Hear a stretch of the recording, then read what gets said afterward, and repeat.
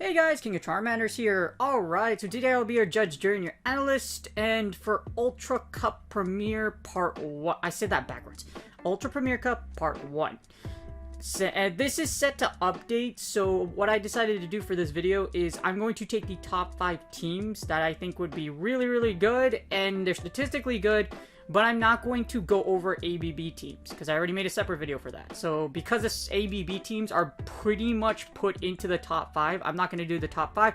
I'll do the top 5, but as far as if you're looking for ABB, I'm going to put them in the previous video, which is on the link below, if you want there. Anyways, please consider donating pppoke.com. So, for today, I'm going to give you the top 5 teams, but again, I'm not going to do ABB teams. If we go down here, as you take a look... Oh, wait, hold on. I do this all the time, and I don't know why. Okay, you gotta go over here. You gotta go to Ultra. Okay, there you go. So I'm gonna take these top... So I'm gonna analyze the top 5 over here, but again, I'm not gonna go over ABB teams like Umbreon, Bronzong, Skarmory. Another disclaimer is that a lot of these teams do require you to have XL Pokemon. As you see here, out of the top 10... there's a lot... Like, a majority of these teams have XL variations. So... yes, I know if you hate XL Pokemon, I do too. Because, not because, like, I don't think they shouldn't be allowed, but I think they should be limited. I think there should be a limit of how many XL Pokemon you can use. For example, if you could only use 1 XL on your team, I think that would be fair. But having 3 XLs definitely puts you at a disadvantage because there is a sizable difference between the normal version and an XL version of a Pokemon. A good example is Bronzong, or Skarmory in general. Skarmory can't go over 2,500, can't go near 2,500 at level 40, but at level 50 it can, so it's very, again, XLs are very oppressive. Anyways, again, these are going to be the top 5 teams. I'm not going to go over ABB, but I'm going to pull from this list, and I'm going to pull the top 5 teams that I think will do very well in Go Battle League Season 7 Ultra Premier Cup Part 1. Alright, so team number 5 features Surfetch lead. I'm assuming Swampert is the safe switch here, and then you close out with Talonflame XL. Talonflame XL with Shields is a beast, and it can run through a lot of things, because there's not a lot of things that resist Flame Charge as well as Brave Bird. So it's kind of it's a little strange, but I really think this team does very well, just because of... it's kind of available. I wouldn't say super available. It has a 541 rating, which means it's very powerful, but it's not... Swampert's your cheapest option here. Surfetch and Talonflame, even though Surfetch is not an XL, it can be expensive just because of the second move. I think its second move is 75k dust. So if you go down here, if we see below, it doesn't have a lot of bulk, just because of Surfetch. Surfetch literally makes it so you don't have a ton of bulk, but everything else is pretty good. As you see here, this team does really well against the overall meta, destroying a lot of things as far as like triple. For example, Swampert gets destroyed just because of Leaf Blade, and Talonflame can take it out with Brave Bird. So it does beat a lot of combinations. But the biggest concerns I will show you in the top threats, because even though this team does very well as far as coverage, here's what happens. As you go down here, its potential threats are Dragonite and Gyarados and Venusaur, all of which are very popular picks. So this team has a pretty high threat score. Well, actually, it's not super high, 598. Actually, no, that's pretty low. But what I mean by high is, yes, it's low in a sense. However, if you look at the patterns that you core break your team, they're very popular. For example, Dragonite is very popular on the back. Gyarados is also, I think, a popular safe switch. Gallade is still out there. You can still see Gengar, of course, other Talonflame XL. So even though you do have a low threat score, the threat's pretty high just because the amount of... the core breakers you see in this team, you will likely encounter. I'm not saying there's not a way to beat them, but like as you see here, it's very difficult. With Surfetch, if you win the lead, safe switch into, or if you lose the lead, safe switch into Swampert, and then try to make something happen with shields up on Surfetch or on Talonflame. Team number 4 features Machamp, Gyarados, and Alolan Muck. This is a very interesting team because it doesn't have any XLs in it, and it's very generic, but I really like it. I actually really like this team. Like, it's just because of how vanilla it is. As in, Machamp, Gyarados, and Muk have been out for a while. You likely have some for Ultra Premier, and this team statistically performs very well. It has a 545 rating, so it's really good. But what I like about this, there's no XLs, and all of 3 of these Pokemon are pretty available. Machamp just recently had Community Day. Gyarados had Community Day as well, and Alolan Muk, you should either be able to hatch one, or if you've been playing for a little bit, you can build one. So, as you see here, if you go over here, this team has good coverage, not a lot of bulk. This team trades bulk for a lot of damage. Machamp and Gyarados aren't particularly bulky, but as you see, it's pretty safe and consistent. Your safe switch in this scenario, you can actually double safe switch, so I think this is what it is. Alolan Muk can serve as a safe switch for Ultra Premier, so does Gyarados. So you can kind of double safe switch. It's kind of like a double Machamp with a double safe switch in a sense. But I think double safe switch teams are very powerful because they're pretty good generalists across the board. As you see here, this team does really well against a lot of the meta. Well, every team up that's on like the 540s rating will do well against the meta. However, you just gotta be careful of our good plant overgrown dinosaur thingy on 4 legs known as Venusaur. Venusaur will give you an incredibly hard time just because Frenzied Plant just hits like a truck. You can safe switch into Gyarados and Muk, take out the Venusaur, but make sure you leave it away from Machamp. At the same time, Machamp is susceptible to confusion users. As you see here, Gallade does give Machamp a terribly hard time, and with the ever-growing Charmers can give you a hard time as well with shields.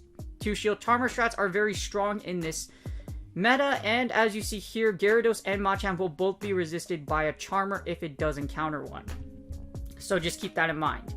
As you see here, the good thing is your potential threats, like there's a lot of threats, but your core breakers, as in Toxicroak, Nidoqueen, and Machamp, you're probably not going to see, well, it's not that you're not going to see them, but Machamp doesn't have a bad matchup against the mirror match. Try to win the mirror match out. Toxicroak also, you don't have a bad matchup with Gyarados or Muk. Gyarados, well, with Muk you do have a bad matchup, but Gyarados and Machamp, you can try to bully your way through Toxicroak. So, there's ways you can play this out, but Toxicroak is your worst nightmare, so just be careful of it. And as for the rest of your core breakers, this team is okay as far as safety, but the biggest concern I have is basically the 4-headed plant dinosaur. Not 4-headed, god, if Venusaur had 4 heads, that'd be scary, but 4-legged plant dinosaur and any Charmer. So as you see here, Togekiss and Clefable do core break your top 2. So it's a very tricky team to run. It has a very high rating, however, like I said, there's a lot of things that are meta that you don't really want to see in a certain order. So, well, that's Go Battle League is rock, paper, scissors anyways. Anyways, the threat score, as you see here, is 628. So it is pretty low, but again, you just have to be careful that a lot of these meta picks you see right here can be popular in lead. If you lose lead, safe switch into Gyarados or Alolan Muk, and then play at your discretion. But that's just an issue Go Battle League, you know? It is blind, so you can only do the best you can against so many combinations. Alright, team number 3 features Abomasnow XL, Drifblim XL, and Machamp. Drifblim XL is your safe switch for this team and has a 550 rating. So it's not too far from the tree as far as the other two, as far as being really good. However, it does have a 1.3% usage rate, so a lot of people are using this team. So the thing about having two, unfortunately, Drifblim XL is a nightmare to get. If you have one, you have one. If you don't, you don't. But as you go down here and you look, this team has a ton of coverage. It's also very safe. It doesn't have a lot of bulk encompassed into it solely because of Machamp. Machamp is a squishy boy slash girl. If you have, yeah, I don't really like it in the back, but you know it's Machamp. Machamp can do a lot of damage in the back. So as you see here, but this team is really freaking good. Really freaking good. Don't let the bulk fool you. This is a very balanced team despite the fact that it does not have a lot of bulk. If you look over here, as you see, if you go down to the top meta, there's a lot of... this team is very well built to take on a lot of popular patterns. As you see here, there's so many things you can do with this team, it's ridiculous. So, outside of, I would say, Magnezone, which kind of can give you a little tough time because of Abomasnow and Drifblim, there's a lot of things you can do. For example, you can sack Abomasnow in the lead, farm down with Machamp, close out with Drifblim in the back, or you can try to win out the Magnezone matchup outright with Abomasnow XL, which is very difficult. However, if they do try to wild charge you to death, it is possible. But, as you see here, this team does very well against a lot of the meta. Your biggest core breakers are not out there. There is no Mon that actually core breaks this entire team, which is actually very, very good. However, kind of concern is basically flying types. As you see here, if you look at the pattern, flying types like Skarmory XL do give you a big time. They do give you a hard time. Skarmory will destroy your lead and your closer. Drifblim XL is an incredibly powerful Pokemon in Ultra Premier. It's bulky. You can nerf it. Things that Icy Wind, Shadow Ball threatens, especially if it's super effective. So, again, this is a very, very powerful team, as you see here. Outside of seeing a flyer lead or even I would say even a fighter lead, to be honest with you, because things like Machamp can still drop rocks on Drifblim and take it out. As you see here, though, this team is very powerful, does really well, and like I said, there is no core breaker that breaks this entire team. There's a lot of things you can do. You could sack Abomasnow, break shields, and then have your back row sweep, or you can say switch into Drifblim XL and try to make something happen. But I really like this team, extremely powerful, and has the lowest threat score I have seen thus far. 563 is an incredibly low threat score. Threat score doesn't matter too much in my opinion because you can always encounter different patterns.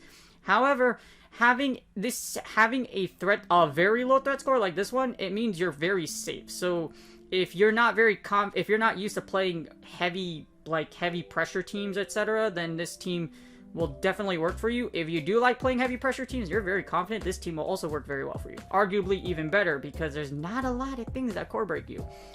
And a lot of these patterns you see here, they're not super, outside of Magnezone and Obstagoon, they're not super popular in the league from what I remember. So, again, this team is incredibly safe. Honestly, if it wasn't for the #1 team on here, I would say this is the best team in my opinion for Ultra Premier as of right now. At least for part 1, until something updates and someone creates something even crazier. And for team number 2, we have Machamp, Abomasnow, and Talonflame XL. This has a 581 rating. In other words, it's a whole 30 points above the previous mentioned teams, and it's really freaking good. It is really, really powerful. This is actually the #2 most powerful team on part 1, and for good reason. But I'm kind of confused as to why. I like it a lot because it's kind of I think it's kind of like a no safe switch team. You pray to God that you don't see a Drifblim in the lead, and then you're fine. Well, technically Arceus, not God, but you know, as you see here, it does feature 2 XLs. This team has great coverage. It's basically the same exact thing, like as far as the idea for the previous team, just in a different order, and you don't have a Drifblim. This team also, in my opinion, doesn't really have a safe switch. I think what you're gonna do is you throw Talonflame in and you try to take shields because Abomasnow XL isn't a great safe switch. As you see here, this team does really well against a lot of meta picks. A lot of meta patterns. Machamp in the lead is a boss and absolutely smashes through a lot of things. And there's a lot of things you could do with this team. So you could sacrifice Machamp, pressure shields, and you could destroy the back row with Abomasnow and Talonflame. This team does very well against the overall meta. Double coverage against Venusaur, smashes through things like Magnezone. There's not a lot of holes for this particular team. But again, I don't think it features a safe switch. Again, I think your whole play is to basically sacrifice Machamp and then clean up with Abomasnow and Talonflame. Because I don't really see a safe switch in this team. I would say try to safe switch, use Talonflame as a safe switch to break shields and or rev up or get like Talonflame or like get some extra damage in. Especially if you do see a Psychic lead like Gallade, because you possibly can see that. And Gallade does lose against Talonflame and Abomasnow pretty comfortably. Unless you get punched in the face with Abomasnow, it's not going to be a happy ending for your opponent. As you see here, this team is very strong. Gengar does give you an obscenely hard time because of its pressure ability. That's why Machamp goes down. But again, if you do see a Machamp, if you do lose the lead, I'm assuming you use Talonflame as your safe switch. Abomasnow XL can be a safe switch as well. I just don't like it as a safe switch because here's what happens. You safe switch, Abomasnow XL sees fighter farm you down. That's really that simple. And a lot of the fighters in in Ultra Premier, which are basically Machamp and Sirfetch'd, and Toxicroak, will have plenty of farm down potential. They have so much play against you if you get locked into a fighter. You can pressure them down with Abomasnow and Talonflame, so you could take shields, so that's another option you can do. But it really is just up to you as far as which one of these two you want to use as a safe switch. But again, most of the time I see the play for this team is to sacrifice your lead in Machamp and then sweep with Talonflame and Abomasnow. Other than that, it has a very safe threat score. Not as low as the other one, but it's still pretty low. Along with that, these 2 XL Pokemon are pretty accessible. And I mean that in you play this game, you're a hardcore player of this game, and you play a lot. And yeah, but yeah, it's... I wish I could I wish I could let you borrow my XL, but you can't. You know what I mean? I wish there was something like that. I wish I could have people borrow my XL Pokemon, but there's no rental teams in Pokemon Go. Alright, and the moment you've all been waiting for, the #1 most powerful team in Ultra Premier Part 1. I can probably see this getting overturned, however, it's still a very powerful team that features 3 incredibly expensive Pokemon that I don't think any of you have. I definitely don't have any of these 3. It features Jellicent XL, Alolan Ninetales XL, as well as a Toxicroak XL. This is a very broken team by the sheer fact that all 3 of these Pokemon are excessively powerful. Alolan Ninetales XL is a beast, and if you have an XL version, I recommend you do try and use it because it really does well in Ultra Premier. And Alolan Ninetales XL doesn't really have anything that, unless it's a Steel type and like Magnezone or whatever, it doesn't really have anything that stops it outside of, like I said, the Steel archetype. The Steel archetype and the Poison archetype don't really do much against you, and it's a very powerful mon. Well, Powder Snow plus Weather Ball equals death. Let's just say that. But this team is excessively powerful. As you see here, A for coverage and great for every other subject, for good reason. Because all these 3 are XL Pokemon, and XL Pokemon are extremely bossy. This team is going to do a lot of damage to you, but if you look at the meta coverage that it has, there's not a lot of things that beat Jellicent XL in the lead. I think Jellicent XL, let me take a look at the rankings real quick on my offline, but I'm pretty sure it's the most powerful lead in Ultra Premier. Let's see, Ultra Premier, no, it's not the most powerful one, but it's number 5. And it's, well, actually, no, it is the most powerful. So Jellicent XL is the most powerful lead in the Ultra Premier of the game. It's incredibly inaccessible because you have to dump a lot of rare candy in a Jellicent XL. You're probably using a rocker, you're probably using defit, you're probably spoofing, or something of that sort to get said beast, because this thing is really inaccessible. But if you do have a Jellicent XL, it is the most powerful lead in the game.